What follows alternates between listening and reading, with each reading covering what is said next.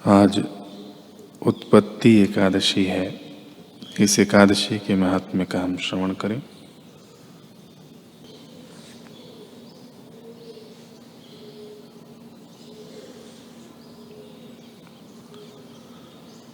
युधिष्ठिर ने भगवान श्री कृष्ण से पूछा, भगवान, पुण्यमयी एकादशी तिथि कैसे उत्पन्न हुई, इस संसार में वह क्यों पवित्र मानी गई तथा देवताओं को कैसे प्रिय हुई। श्री भगवान बोले, कुंती नंदन, प्राचीन समय की बात है। सतयुग में मुर नामक दैत्य रहता था। वह बड़ा ही अद्भुत, अत्यंत रौद्र तथा संपूर्ण देवताओं के लिए भयंकर था। उस काल रूपधारी दुरात्मा महासुर ने इंद्र को भी जीत लिया था। संपूर्ण देवता उससे परास्त होकर स्वर्ग से निकाले जा चुके थे और शंकित तथा भयभीत होकर पृथ्वी पर विचरा करते थे। एक दिन सब देवता महादेव जी के पास गए। वहां इंद्र ने भगवान शिव के आगे सारा हाल कह सुनाया। इंद्र बोले, महेश्वर, ये देवता स्वर्गलोक से निकाले जाने के बाद पृथ्वी पर विचर रहे हैं। मनुष्यों के बीच रहना इन्हें शोभा नहीं देता। देव, कोई उपाय बतलाइए।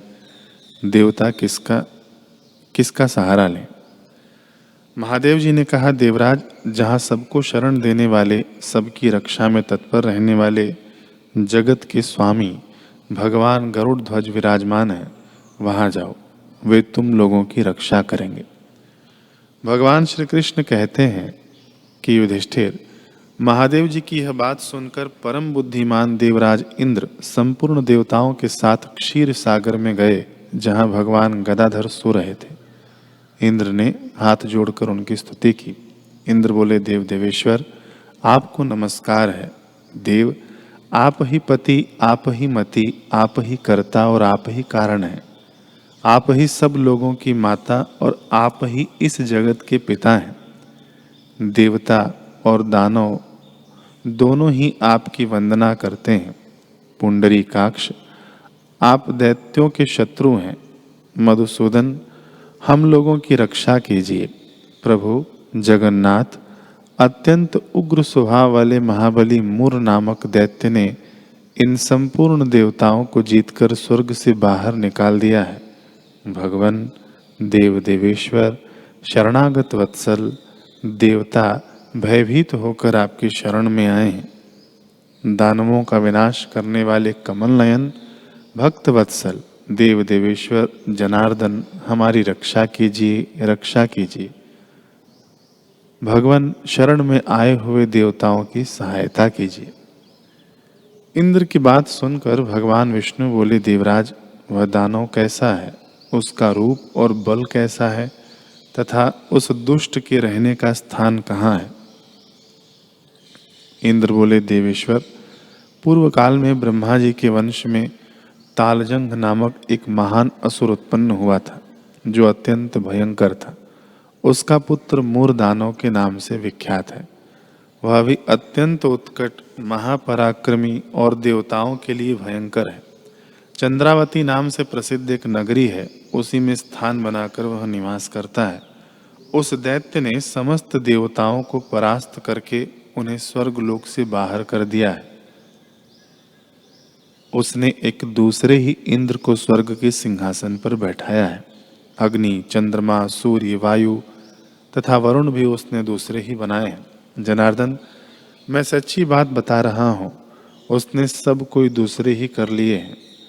देवताओं को तो उसने उनके प्रत्येक स्थान से वंचित कर दिया है। इंद्र की यह बात सुनकर भगवान जनार्दन को बड़ा क्रोध आया। उन्होंने देवताओं को साथ लेकर चंद्रावती नगरी में प्रवेश किया। भगवान गदाधर ने देखा कि दैत्यराज बारंबार गर्जना कर रहा है और उससे परास्त होकर संपूर्ण देवता दसों दिशाओं में भाग रहे हैं। अब वह दानव भगवान विष्णु को देखकर बोला, खड़ा रह, खड़ा रह। उसकी यह ललकार सुनकर भगवान के नेत्र क्रोध से लाल हो गए।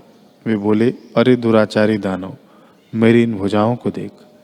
यह कहकर श्री विष्णु ने अपने दिव्य बाणों से सामने आए हुए दुष्ट दानवों को मारना आरंभ किया। दानव भय से विह्वल हो उठे। पांडुनंदन, तत्पश्चात श्री विष्णु ने दैत्य सेना पर चक्र का प्रहार किया। उससे छिन्न भिन्न होकर सैकड़ों योद्धा मौत के मुख में चले गए। इसके बाद भगवान मधुसूदन बद्रिका आश्रम को चले गए। वहाँ सिंहावती नाम की गुफा थी जो 12 योजन लंबी थी। पांडुनंदन, उस गुफा में एक ही दरवाजा था। भगवान विष्णु उसी में सो गए। वह दानव मोर भगवान को मार डालने के उद्योग में उनके पीछे पीछे तो लगा ही था, अतः उसने भी उसी गुफा में प्रवेश किया। वहां भगवान को सोते देख उसे बड़ा हर्ष हुआ।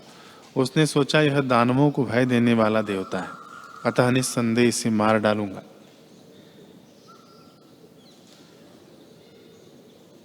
युधिष्ठिर, दानव के इस प्रकार विचार करते ही भगवान विष्णु के शरीर से एक कन्या प्रकट हुई जो बड़ी ही रूपवती, सौभाग्यशालिनी तथा दिव्य अस्त्र शस्त्रों से सुसज्जित थी। वह भगवान के तेज के अंश से उत्पन्न हुई थी। उसका बल और पराक्रम महान था। युधिष्ठिर, दानवराज मुर ने उस कन्या को देखा। कन्या ने युद्ध का विचार करके दानव के साथ युद्ध के लिए याचना की। युद्ध छिड़ गया। कन्या सब प्रकार की युद्ध कला में निपुण थी। वह मुर नामक महान असुर उसके हुंकार मात्र से राख का ढेर हो गया। दानव के मारे जाने पर भगवान जाग उठे। उन्होंने दानव को धरती पर इस प्रकार निष्प्राण पड़ा देखकर कन्या से पूछा कि मेरा यह शत्रु अत्यंत उग्र और भयंकर था, किसने इसका वध किया है? कन्या बोली, स्वामिन, आपके ही प्रसाद से मैंने इस महादैत्य का वध किया है। श्री भगवान ने कहा, कल्याणी, तुम्हारे इस कर्म से तीनों लोकों के मुनि और देवता आनंदित हुए हैं, अतः तुम्हारे मन में जैसी इच्छा हो उसके अनुसार मुझसे कोई वर मांग लो। देव दुर्लभ होने पर भी वह वर मैं तुम्हें दूंगा, इसमें तनिक भी संदेह नहीं है। वह कन्या साक्षात एकादशी ही थी। उसने कहा, प्रभु, यदि आप प्रसन्न हैं तो मैं आपकी कृपा से सब तीर्थों में प्रधान, समस्त विघ्नों का नाश करने वाली तथा सब प्रकार की सिद्धि देने वाली देवी हूँ। जनार्दन, जो लोग आप में भक्ति रखते हुए मेरे दिन को उपवास करेंगे उन्हें सब प्रकार की सिद्धि प्राप्त हो। माधव, जो लोग उपवास, नक्त भोजन अथवा एक भुक्त करके मेरे व्रत का पालन करें उन्हें आप धन, धर्म और मोक्ष प्रदान कीजिए। श्री विष्णु बोले, कल्याणी, तुम जो कुछ कहती हो वह सब पूर्ण होगा। भगवान श्री कृष्ण कहते हैं कि युधिष्ठिर, ऐसा वर पाकर महाव्रता एकादशी बहुत प्रसन्न हुई। दोनों पक्षों की एकादशी समान रूप से कल्याण करने वाली है। इसमें शुक्ल और कृष्ण का भेद नहीं करना चाहिए।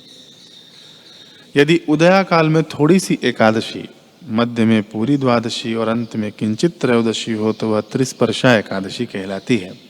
वह भगवान को बहुत ही प्रिय है। यदि एक त्रिस्पर्शा एकादशी को उपवास कर लिया जाए तो 1000 एकादशी व्रतों का फल प्राप्त होता है तथा इसी प्रकार द्वादशी में पारण करने पर 1000 गुना फल माना गया है। अष्टमी, एकादशी, षष्ठी, तृतीया और चतुर्दशी ये यदि पूर्व तिथि से विद्ध हों और उनमें व्रत नहीं करना चाहिए। परवर्तिनी तिथि से युक्त होने पर ही इनमें उपवास का विधान है। पहले दिन में और रात में भी एकादशी हो तथा दूसरे दिन केवल प्रातः काल एक दंड एकादशी रहे तो पहली तिथि का परित्याग करके दूसरे दिन की द्वादशी युक्त एकादशी को ही उपवास करना चाहिए। यह विधि मैंने दोनों पक्षों की एकादशी के लिए बताई है। जो मनुष्य एकादशी को उपवास करता है वह वैकुंठ धाम में जाता है, जहाँ साक्षात भगवान गरुड़ ध्वज विराजमान रहते हैं। जो मानव हर समय एकादशी के महात्म्य का पाठ करता है उसे 1000 गौदान के पुण्य का फल प्राप्त होता है। जो दिन या रात में भक्ति पूर्वक इस महात्म्य का श्रवण करते हैं वे निस्संदेह ब्रह्म हत्या आदि पापों से मुक्त हो जाते हैं। एकादशी के समान पाप नाशक व्रत दूसरा कोई नहीं है।